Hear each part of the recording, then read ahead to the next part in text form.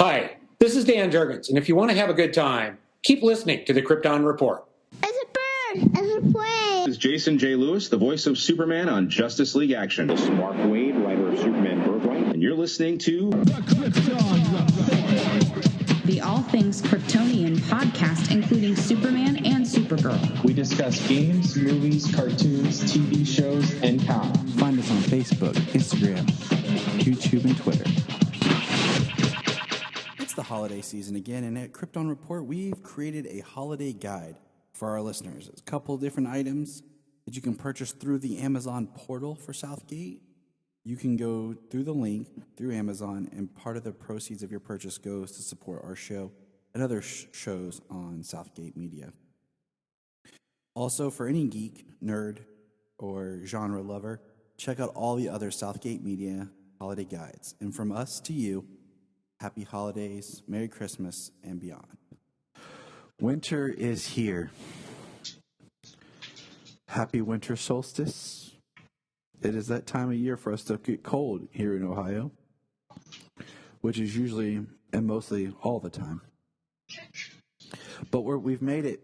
We have completed Superman for all seasons. We are in the final chapter, part 4, entitled Winter. And couldn't do this alone, so I had to bring in the big guns. And by big guns, I mean Mr. James Cole. And then... Sorry, I got my big gun.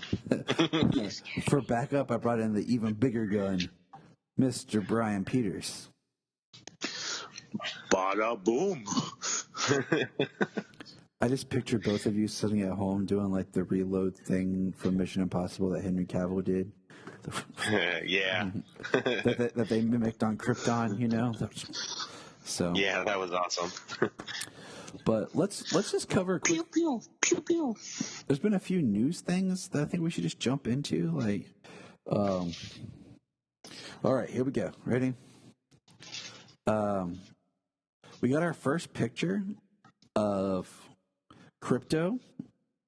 What he's gonna in his cape for season 3 of Titans, and he's got his super collar on, and that's really cool. The kids really got excited when they saw that Crypto's going to be there.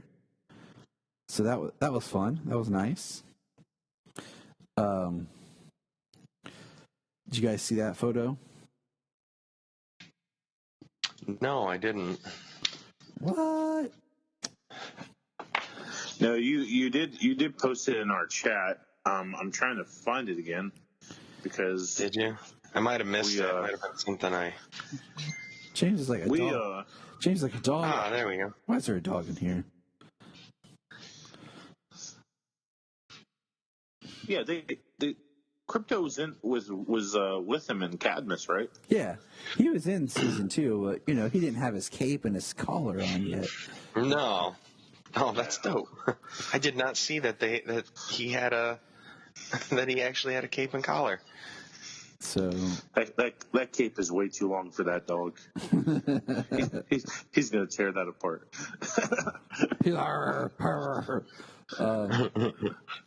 So, in comics news, we got confirmation that Calvin Ellis will be returning in post-Future State. And what is it being called? DC Infinite Frontier or something? Yes. I think they're Infinite side. I mean, we got DC Universe Infinite coming out. Whatever. We're going to have a new multiverse, I believe, come out of the end of Death Metal and possibly Future State, however that works out. I just read Death Metal 6, so I'm waiting for 7, of course. How many are there supposed to be? I'm trying to remember. 7. Okay. Death Metal's got 7. Next week, they've got 2 more tie-ins coming out.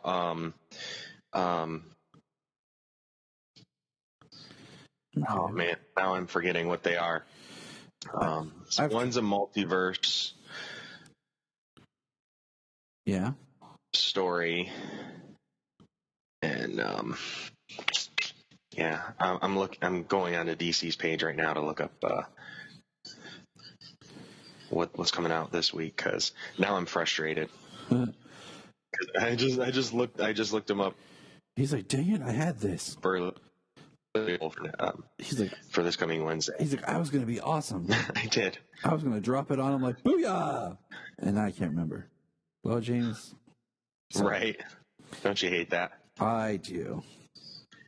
We get our final action next week. Yep, which we will be recording, closing out our discussion on Bendis. Or Bendis action. Yeah, it's Dark Knight's Death Metal, The Secret Origin #1. And keep scrolling.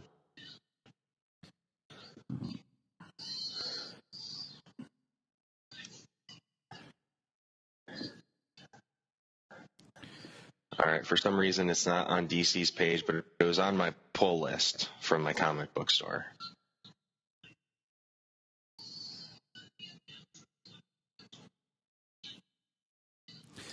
That makes sense.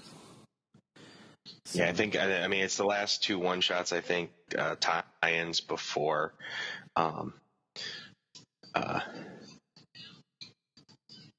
it's okay, here it is. Yeah, it's War of the Multiverses. That's what the last one is. All right. Well, in good, amazing news, we got a new Superman series coming out called Blue and Red. Kind of like how they do the black and white. You know, it's going to be... the Batman black and white and the Harley Quinn red, black and white. And Superman blue and red, and the cover was drawn by Lee Bermejo, which always does. It looks beautiful.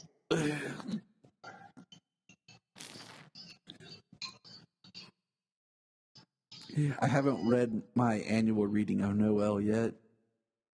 I would love just a Superman book, like, done by Bermejo.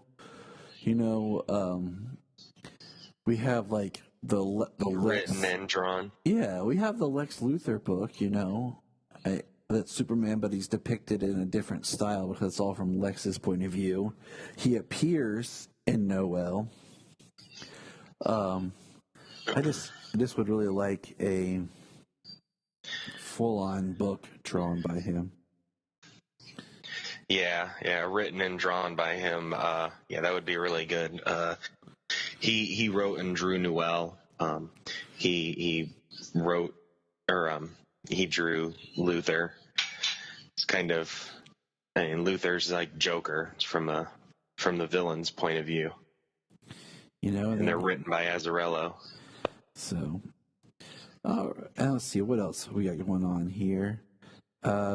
We got our Morgan Edge cast, you know, for Superman and Lois. I'm not familiar with this actor, Adam Rayner of the show Tyrant. He will be Morgan Edge, which is cool. I've never seen it. You know, Morgan Edge, interesting character. You know, he would have been previously played by Adrian Pascar in Supergirl. But, you know, this is post-crisis where anything can happen. It's magical. And Rutger Hauer in Smallville. Yeah, and somebody else in Smallville because they recasted him again. Yes, they did. Another interesting point is we ran a poll asking, how do you prefer your Superman shield on the suit? I said, you know, with the new Tyler suit, I posed the question, do you prefer it to be three-dimensional and popped out, much like Brandon Routh's, Cavill's was, even Tyler's looks like that, but then you have the symbol that kind of blends into the shirt. Dean Cain's, Christopher Reeve. So what do you guys like? How do you prefer your Superman shield on the suit? Brian, you go first. You've been awful quiet. I always like on superhero costumes, their logo or symbol, if you will, kind of really popping, because that logo or symbol is kind of what they're all about. I liked how the symbol looked and had that feel with Henry Cavill's Superman suit. I just think it looks better. I think it's more pronounced. I mean, I love Christopher Reeve, of course, but the symbol looked good with it. But I just kind of like when it's just raised just a little bit, popping out. I don't know. I think it looks better. Yeah, it's evolved to the point here where some of these symbols look more three-dimensional. They come off the suit a little bit. I mean, especially with like some of your other characters who aren't bulletproof. That raised symbol actually there's more armor across the chest and stuff like that. So it makes sense in a logical way as well. But I think the suits have evolved to where they look a little more textured, not quite armored, but the way that the symbols kind of stand out a little bit more. I think I like it. 3D. Well, just for the results here, 58% of the votes said popped out in 3D, and 42% said flat. That's pretty close. That's pretty close for a lot of the polls and stuff that we've run. Like, I look at it kind of like, I like a little bit of the texture. I look at the way they do like Henry's suit and even Tyler's suit. It's textured. It's like there's more to it. I feel like Brandon's suit, his original Superman Returns suit, was a little too much. And it was a little less with his Kingdom Come style Crisis suit. It looked like it was an add-on, kind of like a patch or something that was put on, and not as much part of the suit.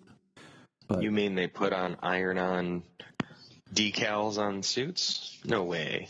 No, not at all, James. Not at all.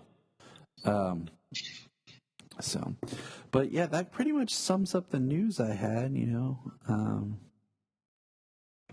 So we're gonna get into Superman for All Seasons, and just throwing this out there, we will be talking Endless Winter probably on the next episode, just because my comic shop screwed up and he didn't hold me back issue 2, so I have issue 1, 3, 4, and 5, I think, right now. So yeah, I think we're up to 5. They released like 3 of them this week: Aquaman, Justice League, and a Teen Titans. Yeah, it's weird how they're doing Endless Winter instead of just being like, I don't know why they just didn't do like Endless Winter 1, 2, 3, 4, 5. Like, why did they do like Endless Winter and then number 2 is in Flash and number 3 is a Superman standalone, and it's very confusing, and it screwed up my shop guy. God bless him. Sometimes things get confused. Well, once we read a little more next week for another one that comes out, because I know Black Adam is coming out next week, and that's an Endless Winter book. We'll definitely see and talk more about the individual stories, because they've got the Justice League book, and then they've got, like you said, the Aquaman, Superman, the Flash. All right. See how each one stands out. So here we go. Dun-dun-dun. Here we go. Winter is here. Superman for All Seasons Winter. First page. I found it very interesting that, winter, we talked about like winter, and we think about like the first day of winter is supposed to be the winter solstice. It's, the supposed to be the shortest day of sunlight. And it's going to be cold, and it stands for different things. One being that this is the most darkness that we have, and from here on out, the light is returning. We are working towards the guaranteed promise of spring. And kind of thinking back to, well, what does that mean in the context of our story? Winter cold. Sometimes, you can think of it as introspective or slow. And we have here Clark, who's returned to Smallville. And we have this section of the story narrated by Lana. What do you guys think about that? Like, I totally forgot that Lana was the one that narrates this part of the story. I like it. It's really cool because she's narrating it. Besides the first part, she's the only other person narrating who knows who he is and what he can do. And she's always had that a romantic attachment to him. So she's got a personal connection when she's talking about him, who he is, what he can do, how she's felt about him, how she felt after he revealed his secret. And it was interesting the way that they lined up the story with her with her narration. Mm-hmm. I found it interesting just because, the story, I like the fact it's not really told from Superman's point of view, and it's connected, but at the same time, like, it's disjointed. Because we have the stuff he had experienced with Lex last time, and now he's, on the farm. But I do like that it opens up with the boy we met before playing on his roof and playing with snow and chasing his cat. And we meet one of the Lexo suit robots thingies, and in the background, if you look, we see like a "Welcome to Metropolis" sign with Superman, and now there's a LexCorp sign in front of it saying they're always there for you. Yeah, Lex must be feeling pretty good, feeling like he drove out Superman.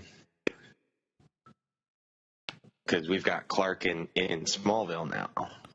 That's where he went at the end of fall.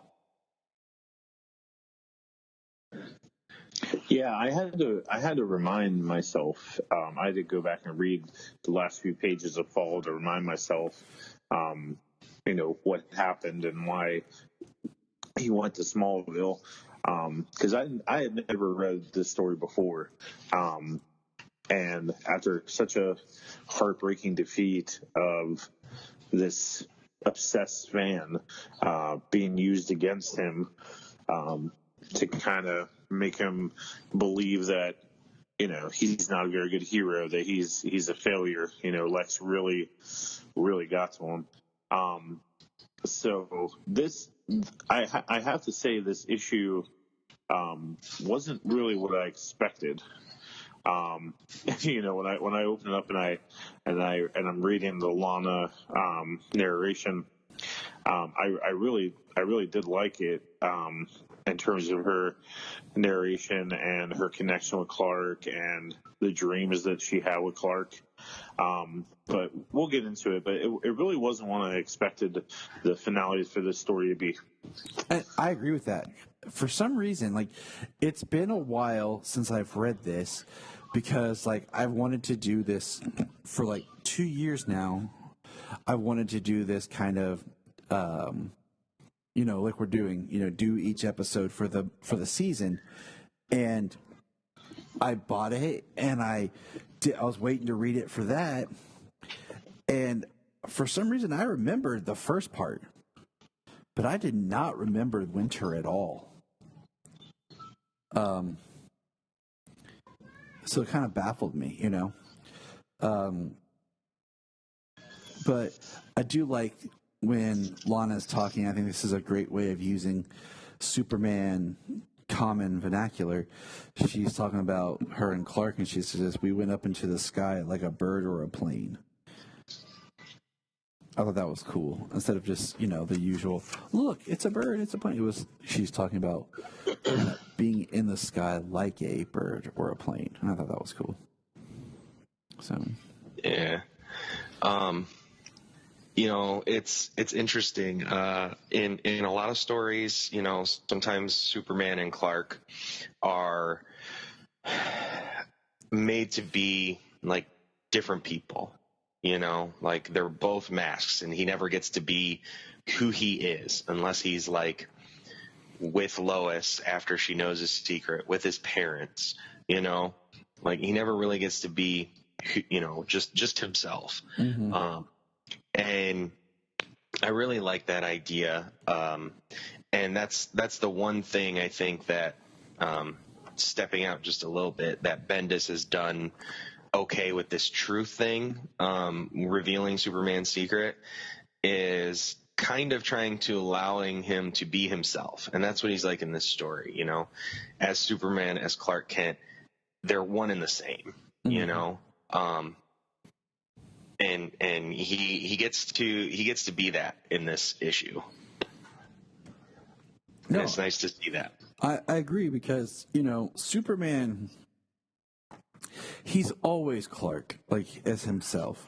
When he's Superman, he's a little bit more one way, a little bit more confident, a little bit more just bigger. And as Clark, he's a little bit more like subtle and removed, but he's not that far from always being himself. Unlike Batman, who, Bruce Wayne is more of a facade. Clark Kent, even in, the bumbliness, is still true to himself. So, and like you were saying, I like that about, this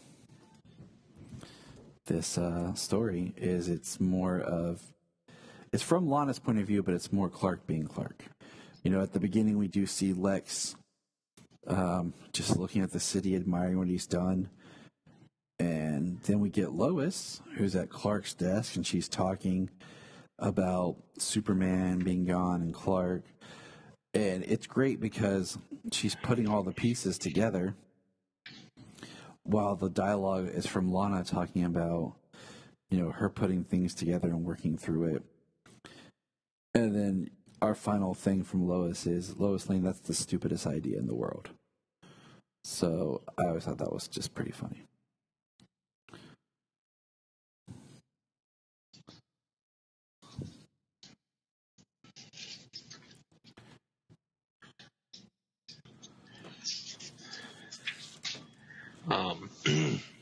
Yeah, it goes off strong with the dialogue, what's happening in the story, and her. It kicks off strong with her narration and the dialogue, that how much what's going on in the story and the dialogue just pair. I think it does it almost better than the other chapters of the book. Mm-hmm. It does. It works quite well. And, then we're back to the next page. I do think this is very interesting because I think the next page shows Clark and Lana gearing up to go out walking or whatever there is that they're going to go do out in the snow. And Clark's wearing his high school Letterman jacket. And at first, it's kind of funny. Nerd. But I think in a way, it's like, if you look at it psychologically, it is Clark regressing and kind of hiding and trying to return to a more simpler time in his life. Where it was just absolutely. Him and Lana, having fun, just being best friends, no cares in the world. He didn't have this burden that he carries now as Superman. So, I don't know. It just, yeah.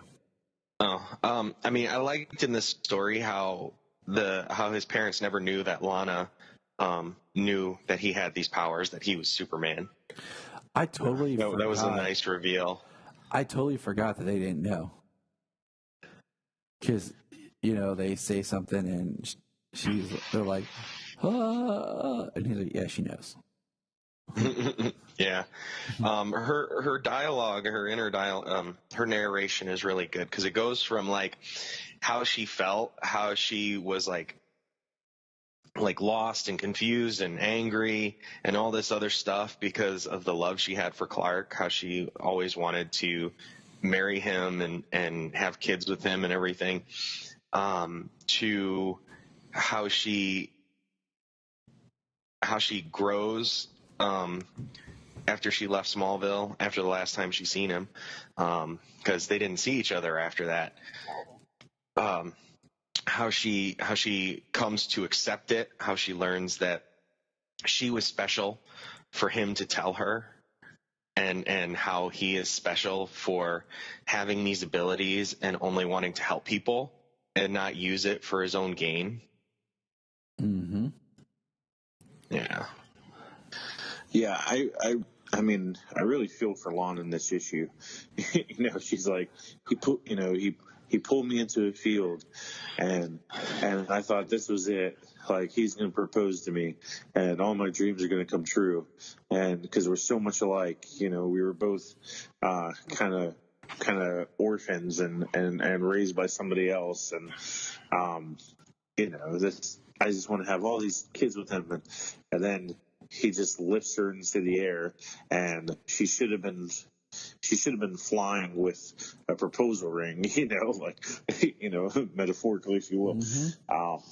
And then she just to have all her hopes and dreams kind of crashed on her, and to see that he wasn't really what she thought he was at all. He's something so much more.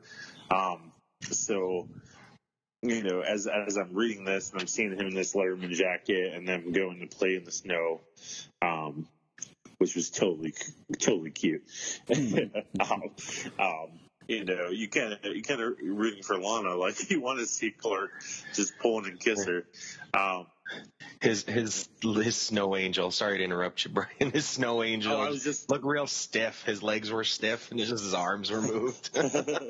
I was just gonna say that, like, you see hers in it, and it looks like a snow angel. You see his, and it looks like a giant bird. Right? Yeah. And I don't know, you kind of get sad, and then you see the them meeting up with Pete Ross there, and Pete says, you guys just don't get it. Like, you go out into the real world, you go in the big city, and you come back and you don't see how wrong that is. And I think there's resentment and jealousy there from Pete. Oh, big time. He stayed. He never went out into that big world, and I think. Well, he was the one who said at the beginning he wanted to leave Smallville and go be a millionaire and stuff like that. Yeah, absolutely. All these things are kind of happening for them, and he never won his $1 million. Yeah, like it kind of made me want a little chapter with Pete, narrating a little bit. I don't know. I wanted to see more of where his head was at with something. And I kind of wanted him to be able to find out that Clark had these powers, and get his reaction to Lana knew. Why didn't I know? No, I agree with that, because like I was reading this and I thought to myself, where is our really good Pete Ross, Clark, and Lana? We have not had a really good Pete, Clark, and Lana live action. And it kind of bums me out when I think about it. Like, every version we get is some sort of like two characters work, or or something, but we have yet to get all three of them as like the friendship they should be. And I feel like Pete just gets shortchanged. Pete totally gets screwed, man. You know, they have to change something about him to try to make you like more interested in him. You know, kind of how like he went away on the Smallville show and he came back and he had like powers and stuff. And you know, we never needed that. You know, Product placement, Pete. product placement. There you go. I think there's a really good, interesting story there of you know two guys being best friends, this girl kind of being there with them, and them developing feelings for the girl, and this kind of like love triangle, and this kind of like resentment, and like, you know, we were brothers, Clark, like why are you telling me things? Why is Lana different? And then you don't even end up with Lana, dude. Like, so what was the point? You know, that kind of thing. There's a good story there. Yeah, well, I mean, we know that Pete and Lana get together, so it's kind of actually nice at the end here where we get, as for me, I'll be staying in Smallville with some new hopes and dreams and prayers, and maybe I'll give Pete Ross a call. Yeah, I did like that part in the ending. Yeah, comes right after we come back to the kid who's chasing his cat, because apparently his cat loves to run across these rooftops of these high-rise apartment buildings, and the Lexobot suit here, the Lexobot suit here hollering at the child scares him, about falls off a building, and Superman saves him, and Superman rescues him, and they have a nice meeting. Superman remembers him, and there at the end, folks call me Superman, and Superman's back in Metropolis. I just think it's funny, like he recognizes the kid. I would be like, boy, we've already been here once. Stop. Right. Stop running on rooftops. Okay, I know I'm Superman, but I can't be everywhere. And in this chapter, there is something about Tim Sale's artwork, with the winter and the rain, the snow and the flood. It looks really good. I agree. I think it's a lot of it's due to the coloring, and I think sometimes colorists don't get enough credit. Absolutely. There was a great episode of Bat Force Radio where they spoke to the colorists who did Three Jokers, and even in the Jason Fabok episode where he talked about working with the colorists and what they bring to his art. It's really interesting. It's kind of like the unsung hero to coffee and drinking. I do like Lana's at the Kents, and they're gonna eat, and I was trying to figure out, like, does Ma just bake a turkey for no reason? Like, is this a celebration of some sort? It's not Christmas, it's not Thanksgiving, but Ma's just making a turkey. That's pretty sweet. I mean, I guess Clark can eat, so right. I do think it's interesting, like all the snow, but then now it's raining, and just the idea of like the snow, the flood, the slush, and just the misery that brings. And I just love, like you were saying, this part where it says, nothing like having a son who can change the course of mighty rivers. Right. She knows. I know. And then, the next page it's Clark in his bedroom, and even his pose and everything that he is the same as what we got earlier when he was laying in his bedroom in spring. And, Pa gives him some wisdom. about being a farmer and like starting out and then moving in and being a better farmer. You know, and Lana's going to sleep on the couch, which, in all honesty, Clark, bro, seriously, you give Lana your bed, you sleep on the couch, man. Okay? That's just being courteous, respectful, and a gentleman. All right? I do have to say, I like how when Chief Parker's talking with them about the flood and how he has to, warn all these people, and in Lana's narration, she's basically saying he came back to Smallville to kind of escape being Superman, to try to get back some normalcy, to try to get back to the way things used to be. And he has this tremendous weight on his shoulders and this responsibility. And he kind of gets this, like, and what John's saying, he's getting this pressure that he's going to have to fix this. He's going to have to, make this flood stop.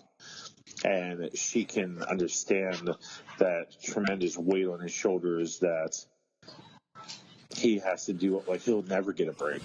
He'll never be able to just be Clark, because he's more than that. And her knowing that he's going through that, but I don't know. It was just, it was good writing. It's a good revelation, if you will. And, it makes you really feel for Clark, and it makes you feel kind of heartbroken for Lana that, she'll never have this guy. But, I mean, it's true. She will never have him, Like, it just doesn't work out that way. It's not. I do think it's interesting where we see Clark, like, in his Superman suit with, like, the overcoat. And she says, the next morning I saw it for the first time up close. Even under that coat, that big red S stood out. Yeah, I thought it looked great. Like it reminded me, the Smallville times with the black coat. But I liked this brown trench coat with the Superman suit. Like, I digged it, man. I liked it. Yeah, it's a nice shot. And then the next panel, the next page, Lana looking up at him in the rain, telling him to, go save the day. Told him to, she said, just shut up and listen. It was funny. I love it because right here when she's like, in case you're wondering, the boy I grew up with who was noble and caring, he's still inside that costume today. Yeah. Yeah. She knows that even with that suit on, he's still Clark. He's Clark, he's Superman, he's one and the same. I mean, it's kind of nice how they actually didn't go back and, like, he didn't. Yeah, he's kind of, having a little pity party for himself right now because of Fall, how Luther killed that woman, just to prove a point to him, and he felt guilty for her death, and that's why he's here. But he deals with it himself. He's home. He's with Pete. He's with Lana. He's with his parents. And then the flood happens, and he just gets that little pep talk from her, and he goes out and he saves the day, and he gets back to being who he is, and he goes back to Metropolis to be Superman again. I like that she, even when she says, what do you call it? He says, all right, Lana, I'll save the day. Like, where is it? Right here. In, like, the page next to it, he says, all right. He's acknowledging what Lana told him. And I think he needed that, because he needed that person that knew him before the suit. I love when the townspeople he's flying through, and they're all looking up and they don't believe what they're seeing. Yeah. Well, it's nice, because nowadays, I mean, you open up a book and they spend the first page or two just giving you a recap of the last book or what the story is happening, as opposed to just further keep the story moving along. Like even when you pull out a trade, and you get between issue to issue, you should read a story from front to back, and you could tell exactly where the new issue starts because they give you a recap of the last two. Mm-hmm. Before they continue on with the story, and it's a waste of space. They didn't do that here. It was really good. Yeah, I mean, because this is honestly made to be read as a trade. Like it works as a collected edition. We see good old Superman, blocking the water. The Kents have an accident. Superman saves the dog, saves them. I just love the image of he's got the Kent's truck, and he says, "I'm here, Ma."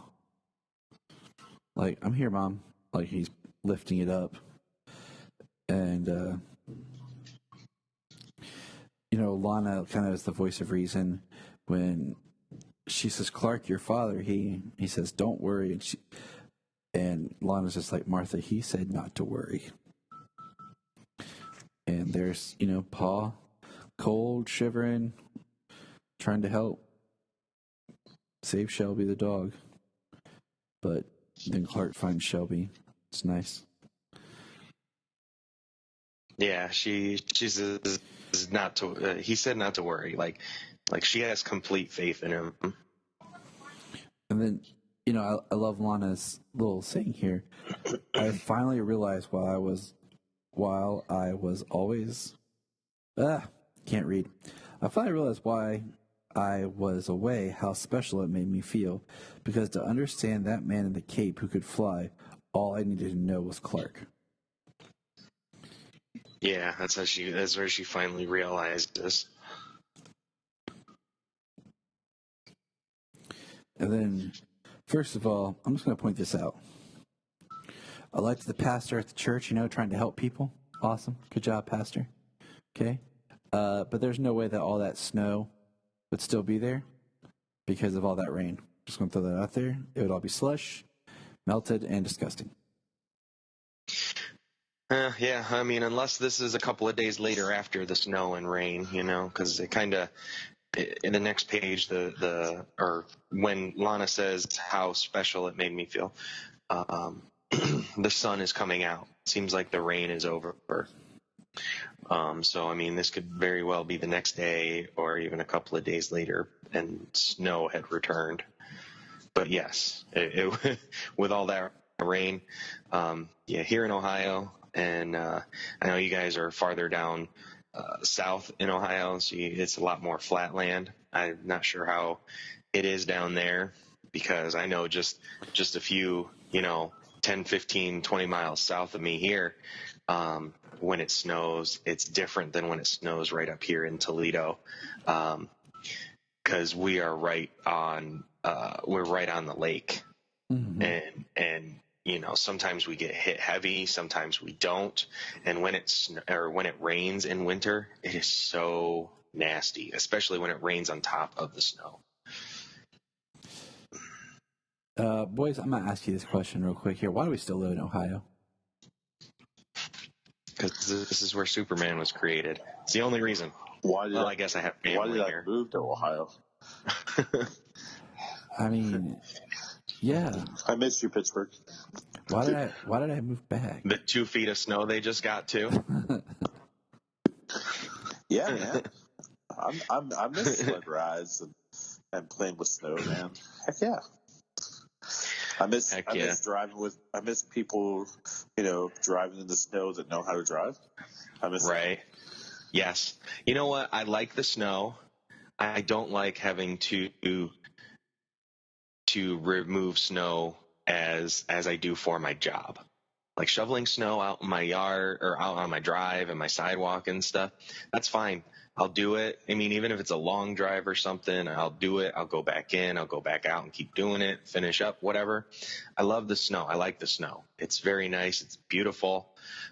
But when you have to do it, and you have to do it at all hours of the night, and then salt and a huge area, I mean, that's the only reason I've dreaded winter the last few years, is because of my job. Otherwise, I like winter and I love the snow. Even though I hate to be cold, it's interesting. It's because usually when there's snow, if there's snow, sometimes like it's a nice, like it can be cold, but I don't know. There's something beautiful about snow.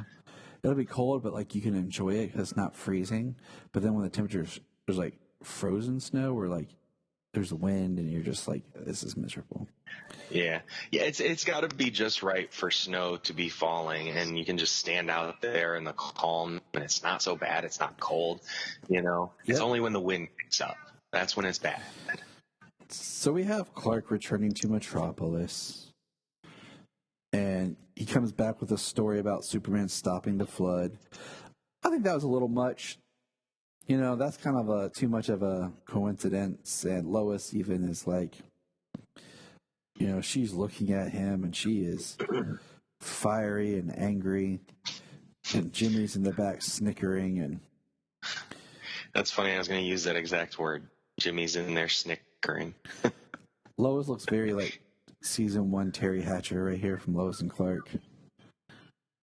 And, you know, I like how we're still kind of setting up the Lois and Clark storyline. Like, it's been opened up, you know. Yeah.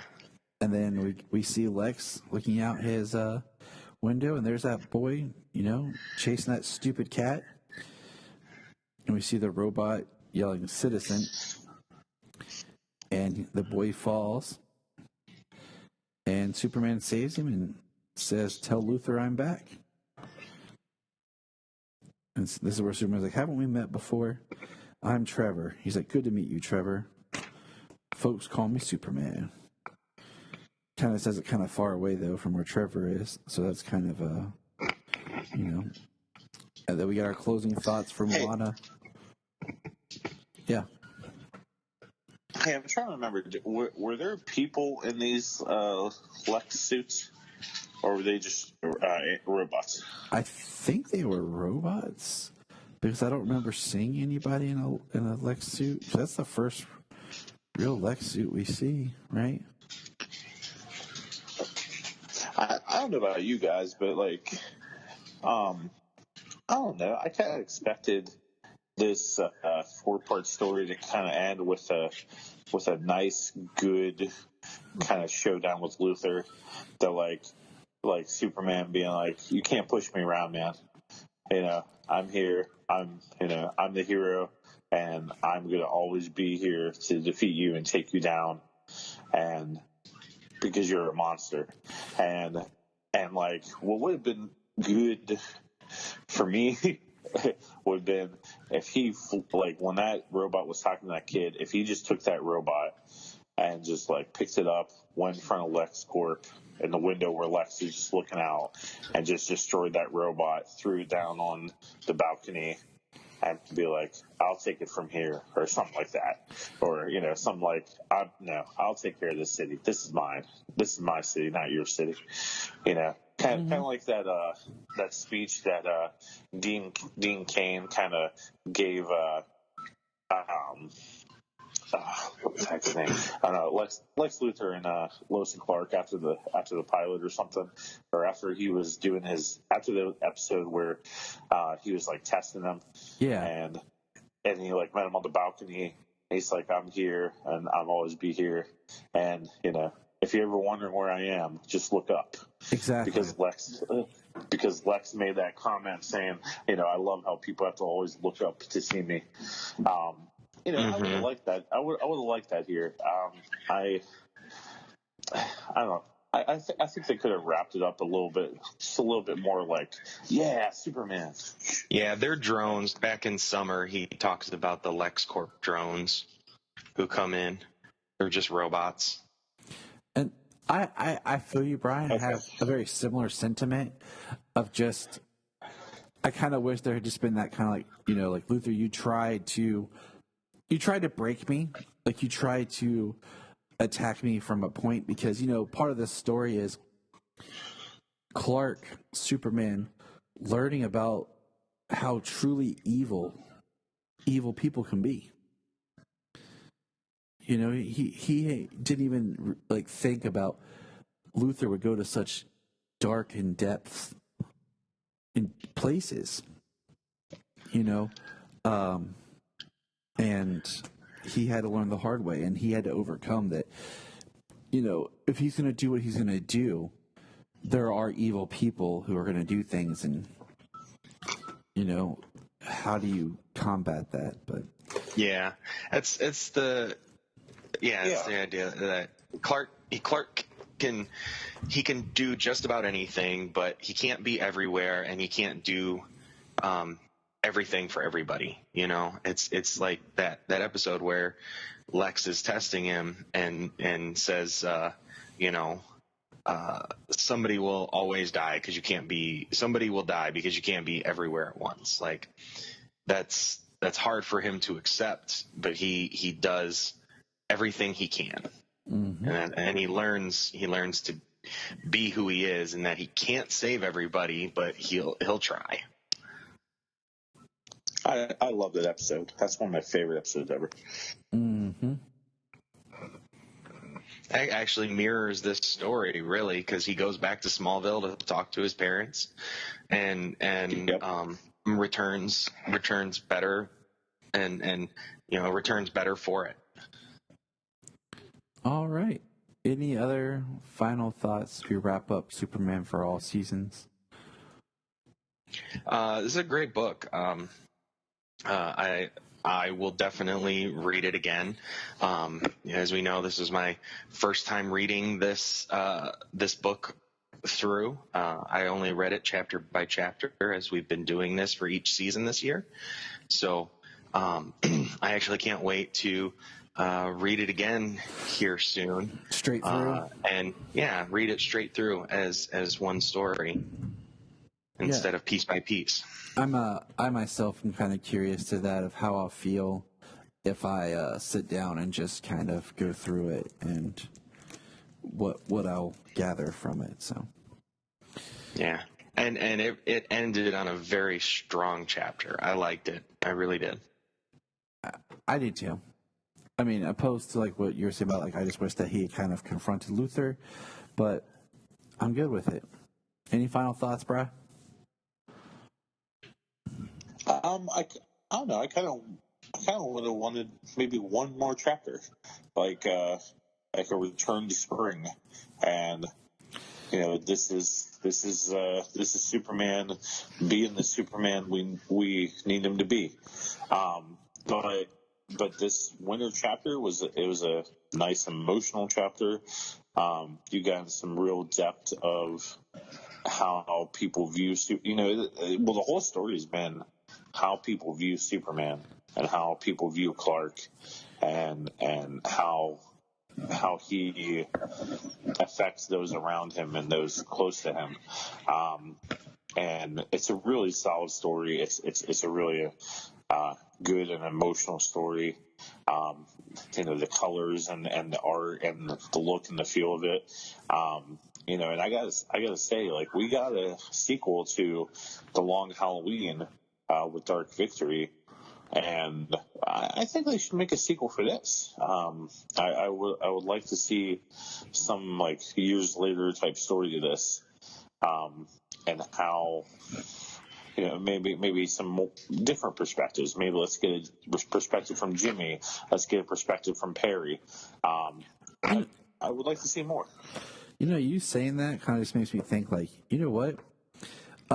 Another chapter that would have just been spring again, and then like maybe like each page or each 2 pages is like from one person's perspective. Like we get like a page kind of like catching up on Pete and Lana, a page like you said from Perry's point, like a page or thought kind of from Jimmy, and just kind of like like a full circle.